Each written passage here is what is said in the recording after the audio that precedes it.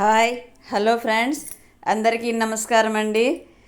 నేనైతే బాగా full busy అయిపోయినానండి. సున్నం పెయింట్ అంటే సున్నం కాదు, పెయింట్ కొట్టిస్తున్నామండి. లోపలంతా బిల్డింగ్ రూమ్లంతా అవుటర్ అంతా మొన్న కొట్టారు 2 రోజులు. ఇప్పుడు ఒక 3 రోజుల నుంచి లోపల అంతా కొడుతున్నారండి. అన్నీ తీయడము, సున్నం వేయించడం అంటే, పెయింట్లు వేయించడం అంటే ఎంత పెద్ద పనో మీకు అందరికీ తెలుసు కదండి. అందరికీ అనుభవమే అయి ఉంటుంది. మొత్తం ఇంట్లో పనికిరాని వస్తువులు, పనికొచ్చే వస్తువులు అన్నీ అడ్డాలన్నీ తీసి హాల్లో బెడ్రూముల్లో పెట్టేస్తున్నారండి. గందరగోళంగా ఉంది. అవన్నీ సర్దుకోవడం అంటే చాలా రిస్క్ అవుతుందండి. అసలు హెల్త్ బాగాలేక చేసుకోలేకపోతున్నాను. అసలు ముందు పని వాళ్ళని పిలిస్తే వాళ్ళు పలకట్లేదు, రావట్లేదండి.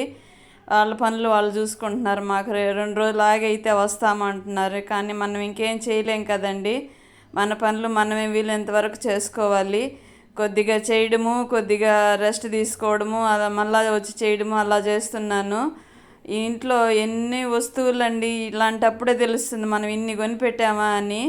మా వారైతే బాగా కేకలు పెడుతున్నారండి. ఎందుకు ఇన్ని వస్తువులు, సంసారానికి ఇన్ని అవసరమా అంటున్నారు.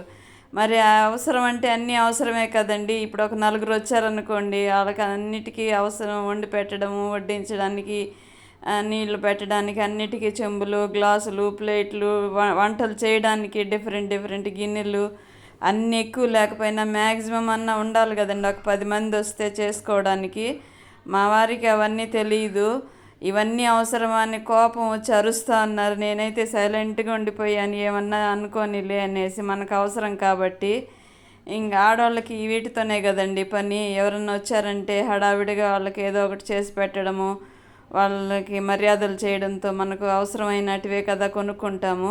కొందరు అనవసరమైనటివి కూడా తీసుకుంటారులేండి, అది వేరే విషయము. అది వాళ్ళ ఇంట్రెస్ట్, ఆసక్తిని బట్టి తీసుకుంటూ ఉంటారు. నాకు కూడా ఉండేదండి ముందు, చిన్నపిల్లలప్పుడు వస్తువులన్నీ కొనాలి అని. ఇప్పుడు అయితే ఏం కొనట్లేదండి. పాత్రలు ఉన్నవే ఎక్కువైపోతున్నాయి, పెట్టుకోవడానికి ప్లేస్ లేకుండా అని అరుస్తూ ఉన్నారు. నేనైతే కొనట్లేదండి.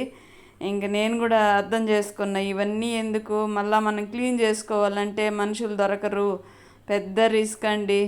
ఇంకా వాళ్ళ బెడ్రూమ్లో పెయింట్ కొడుతుంటే నేను ఇక్కడ వచ్చి కొన్ని బట్టలు మడుస్తున్నాను. అసలు హడావిడి రోజంతా ఎట్లా గడిచిపోతుందో తెలియట్లేదండి.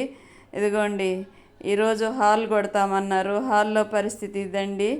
ఎక్కడవక్కడ తెచ్చి పెడుతూ ఉన్నాను, కొన్ని తెచ్చి పెడుతున్నాను. వాళ్ళైతే మేము పెయింట్ కొడతామమ్మా, ఈ అడ్డాలని మేము ఎత్తలేము అని చెప్తున్నారు. అవన్నీ జరిపి పెట్టేసి పట్టీ పెడుతున్నారండి. పట్టీ అంటే వైట్ సిమెంట్ ఉంటుంది కదా, అది వాటర్లో కలిపి పట్టీ పెడుతున్నారు. అంటే డ్యామేజ్ అయి ఉంటాయి కదా మూలలు, గోడలు అంతా, అది ఇది తగిలి పోయి ఉంటాయి కదండి మొనలంతా కూడా. అవన్నీ కవర్ చేస్తున్నారు. పట్టీ పెట్టి, పట్టీ అంటే వైట్ సిమెంట్ పెట్టి అలా ఉప్పు కాగితం కొడతారండి నైస్ రావడానికి. మళ్ళీ దాని మీద తుడిచేసి పెయింట్ వేస్తారు. వీళ్ళైతే 5 మంది 6 మంది వచ్చారండి. హడావిడి అక్క అది పెట్టు, ఇది పెట్టు అని, మాకు అది చేసి పెట్టు, ఇది చేసి పెట్టు అని అడుగుతూనే ఉన్నారు. నేనైతే పనులు చేసేదా మీకు చేసి పెట్టేదా అని చెప్పి నేను ఏదో నాకు ఓపిక ఉన్నవి చేసి పెడుతున్నాను వీళ్ళకి.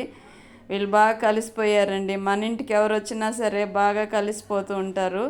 ఇదిగోండి, పూజ రూమ్కి ఎదురుగా ఇది వేస్తున్నారండి, రోలర్తో వేస్తున్నారు చూడండి పెయింట్. అయినా కానీ అప్పుడు బ్రష్తో వేసేవాళ్ళండి. ఇప్పుడైతే రోలర్లు ఇలా ఈజీగా వేస్తున్నారు, కానీ బ్రష్తో వేయడమే నీట్గా ఉందండి. ఇది వేసిన దగ్గర అంతా తెరలుగా వస్తుంది. వాళ్ళు అలా చేస్తున్నారా లేదంటే ఇలా ఉందో అర్థం కాలేదు. అదిగోండి చూడండి ఎలా ఉందో. బెడ్రూమ్ గోడకేసారు. అలా చూడండి, వైట్ అంతకుముందు కలర్ బాగా తెలుస్తోంది కదా. చెప్తే ఆరితే సెట్ అవుతుంది అక్క అంటున్నారు. ఇంక మనం వాళ్ళతో వాదించలేం కదండి. ఇదండి పరిస్థితి. అందుకే వీడియోలు కూడా పెట్టలేదు నేను ఈ 2 రోజులు. సారీ అండి, ఉంటానండి ఇంకా.